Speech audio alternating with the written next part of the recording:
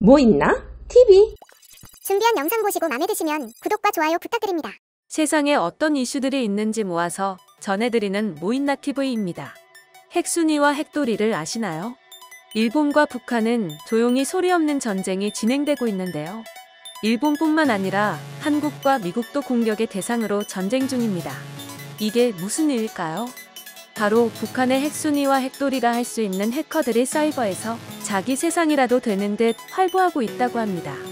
사이버에서 북한의 핵순위와 핵도리들에게 얼마나 무차별 공격을 당했으면 일본에서도 뉴스의 심각한 상황을 기사에 실어 알리고 있는데요. 일본 뉴스에 실린 기사입니다. 일본은 북한의 사이버 전쟁에 이길 수 있나요? 암호화 통화, SNS는 빈틈투성이라는 제목이었는데요. 기사 내용 소개해 드릴게요.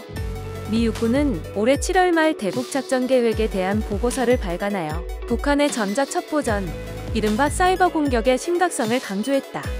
이 보고서는 북한의 사이버전 부대인 121국 산하에 4개의 해커 조직이 있으며 6,000명 이상의 해커가 해외에서 활동하고 있다고 지적하고 있다. 날로 고도화되고 있는 북한의 사이버 공격은 미국을 비롯한 많은 나라의 주요 시설이 순식간에 파괴될 수 있는 위험이 높아지고 있고 국가나 기업의 기밀 정보나 금융 시스템이 치명적인 타격을 받을 수 있다. 미국 최고의 사이버 보안 회사는 북한의 사이버 공격에 대한 경종을 울리고 있으며 특히 일본이나 한국이 가장 위험하다고 하는 보고서가 속속 나오고 있다. 그러나 한일 양국은 사이버 공격에 대한 위기의식이 높다고 말할 수 없고 고급 보안 시스템 구축을 위한 민관의 노력이 보여지지 않는다.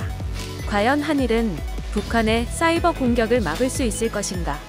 불행히도 절대 무리일 것이다. 북한의 사이버전은 적국인 한미일에 대해 다방면에서 이루어지고 있으며 실제로 적지 않은 피해를 입고 있다.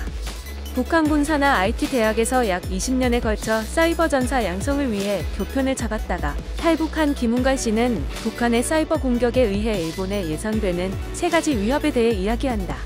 첫째, 비트코인 거래소는 북한의 가장 중요한 공격 목표로 지난해 7월 11일 오후 10시경 암호화 통화 거래 시스템이 북한으로 추정되는 조직의 사이버 공격을 당해 35억엔 암호 통화가 도난당한 사건을 아시는 독자도 있을 것이다.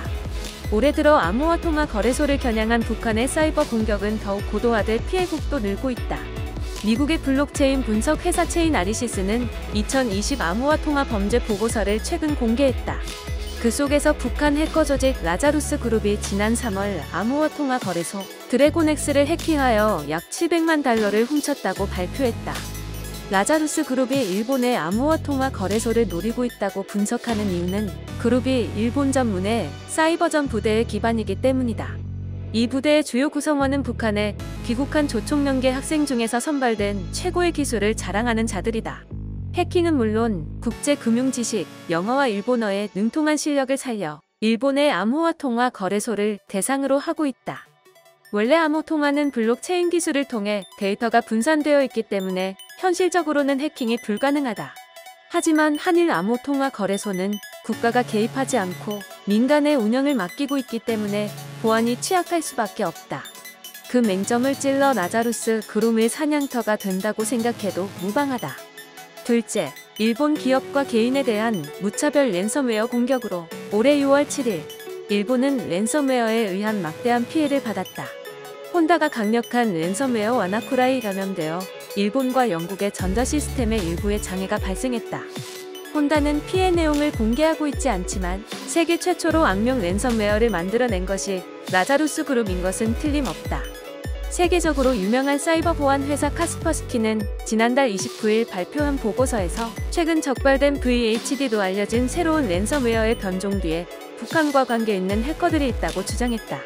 이 보고서에서 VHD 랜섬웨어도 라자루스 그룹이 개발 운영하고 있다고 결론을 내렸다고 명기하고 있다.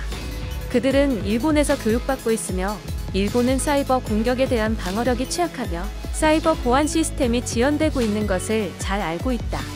일본에서의 랜섬웨어 공격의 피해가 타국보다 심각한 것은 북한이 라자루스 그룹의 활동을 사이버 공간에서 드러내지 않기 때문일 것이다. 혼다가 경험한 끔찍한 랜섬웨어 공격이 일상적으로 일어날 가능성은 다른 나라에 비해 상대적으로 높다. 셋째, 개인정보와 SNS의 악성 코드 공격으로 일본인은 개인정보에 대한 의식이 매우 높지만 한국 못지않게 SNS를 널리 활용하고 있기 때문에 악성 코드 공격의 위험이 높아지고 있다. 최근 북한의 악성 코드 공격은 SNS의 다양한 플랫폼에 맞게 맞춤형 휴대폰과 PC의 정보를 빼낸다. 그리고 공격한 휴대전화나 PC의 정보를 이용하여 다음 대상으로 감염을 확대시킨다. 그들이 일본을 중요한 목표로 하는 데는 이유가 있다. 일본에는 조총련이라는 세계 경제와 문화, 과학기술의 허브가 있기 때문이다. 이러한 3대 공격은 향후 예상이 아니라 바로 현재 진행 중인 사건이다. 따라서 북한의 사이버 공격에 대한 국가 차원의 전방위적인 대책과 함께 모든 조직과 개인정보를 보호하는 실천적인 경계와 사이버 보안 시스템의 강화는 시급한 과제이다. 기사를 보면 점점 시급해지는 사이버 공격에 대한 대책이 필요한 때인데요. 이 기사에 대한 일본 네티즌들의 반응 알려드립니다. 적은 멈추고 기다려주지 않습니다. 우선 국내법의 개정에서 이루어져야 합니다. 이길 수 없다. 스파이 방지법도 중요하지만 그들을 총벌하는 총기는 컴퓨터조차 사용할 줄 모른다. 정보를 도난당하고 싶지 않으면 스마트폰을 사용해서는 안 된다. 스파이 천국 일본. 자국민을 보호하는 핵 대피소도 만들어야겠지만 사이버 방위도 중요하다. 일본은 대규모화되지 않으면 보고도 못 본 척하는 버릇이 있다. 북한은 그 취약점을 이용한 거다. 제대로 된 법을 만들어 국제적인 대응을 어떻게 할지 결정해야 해. 물론 해커도 막을 수 없다지만 미사일도 막을 수 없고 공작 활동도 막을 수 없는 것이 지금의 일본의 현실입니다. 이 분야에 확실히 일본은 취약하지.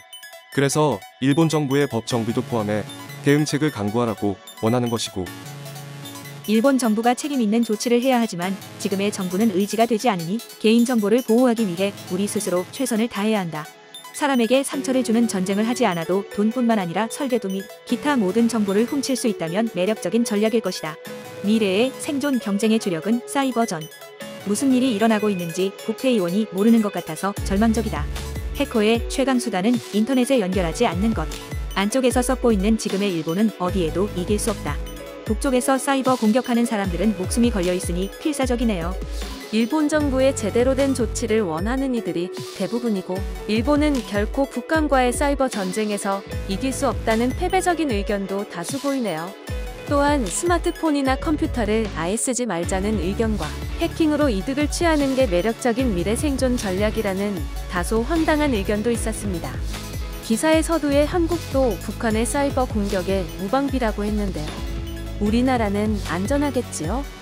지금까지 세상에 어떤 이슈들이 있는지 모아서 전해드리는 모인나TV였습니다. 영상이 마음에 드셨다면 구독과 좋아요 클릭 부탁드립니다. 감사합니다.